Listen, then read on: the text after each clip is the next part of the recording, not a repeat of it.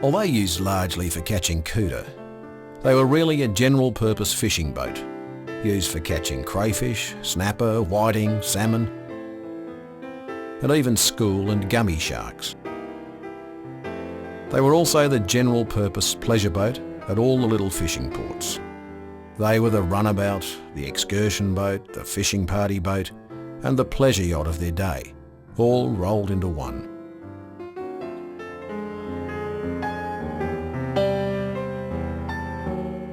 Time, a growing population, and notions of progress and public access to the foreshore has seen beachside fishing camps replaced by establishments of fish consumption rather than fish catching. Changes, yes, but not so with the boats themselves. They have returned from what looked like certain extinction in the late 1900s to give pride and pleasure to a younger generation who still experience the timeless joy of the summer holiday by the seaside, messing about in boats. There were impromptu races home from the fishing grounds almost daily, but public holidays and special occasions were times for organised regattas. Competition reached its peak in the 1880s and 1890s, when boats sailed for considerable prize money and often a silver cup. Capable fishermen were often sought after as skippers by owners of yachts sailing on Port Phillip Bay. Fishermen often competed in their own boats in yachting events with considerable success.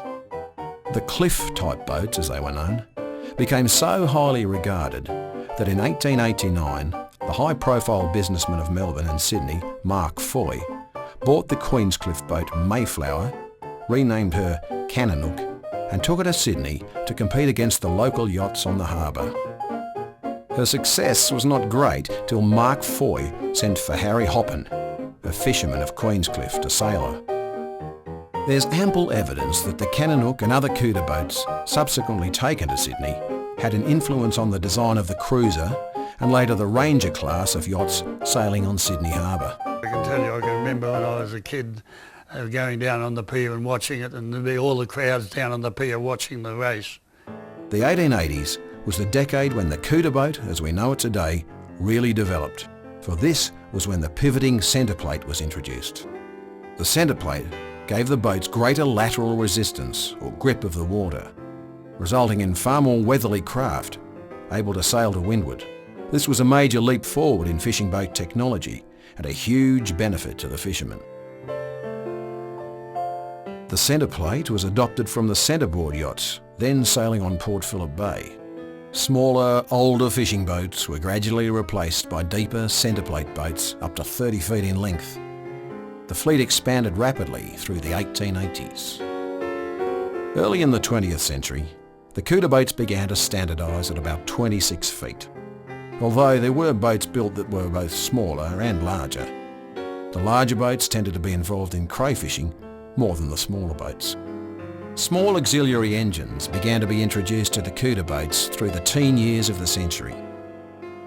Gradually, over the following 20-odd years, sail area was reduced as a result, and hull lines tended to become fuller aft to accommodate the motor.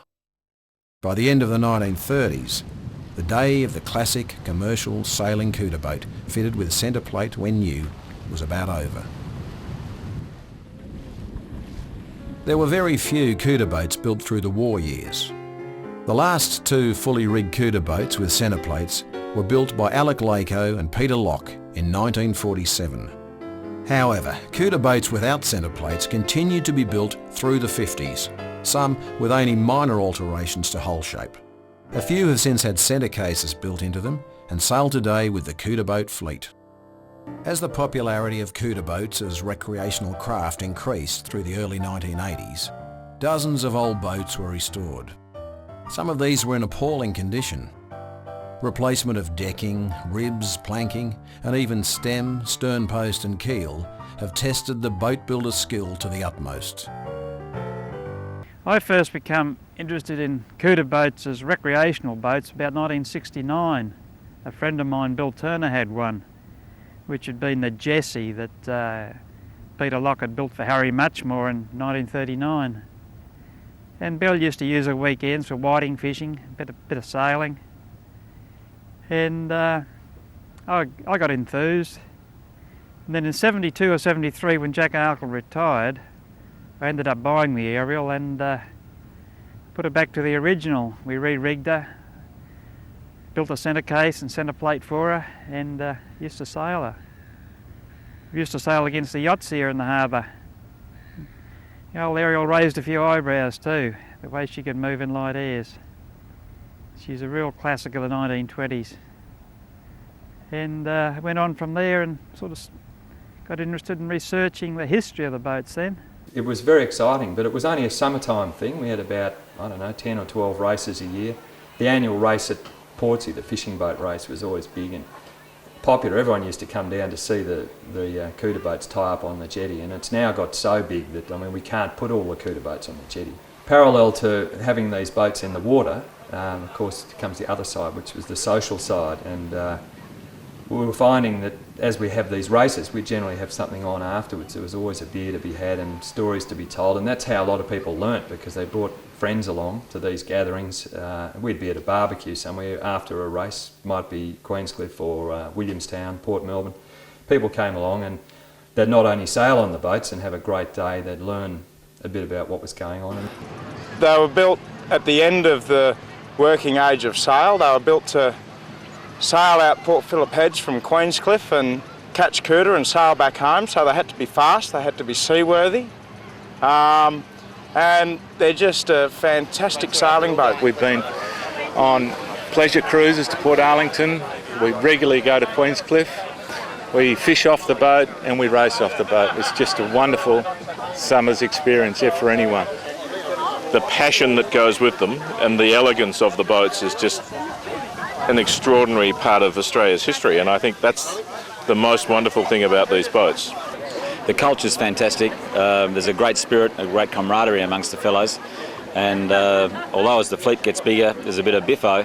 We always have a beer afterwards and smile about the mistakes and enjoy ourselves. Oh, my attraction to Couta boats is, I think it's the romantic aspect really, and knowing about a bit about when they were built and what they were built for and their preservation. I'm a bit of a collector of antiques and things like that, so I do appreciate Couta boats from that point of view. I believe that it is the largest heritage wooden boat fleet in the world. I gather there are about 150 boats on the club register, and they are a delight to sail and will mix it with a lot of modern boats. I really appreciate the way people look after them and preserve them.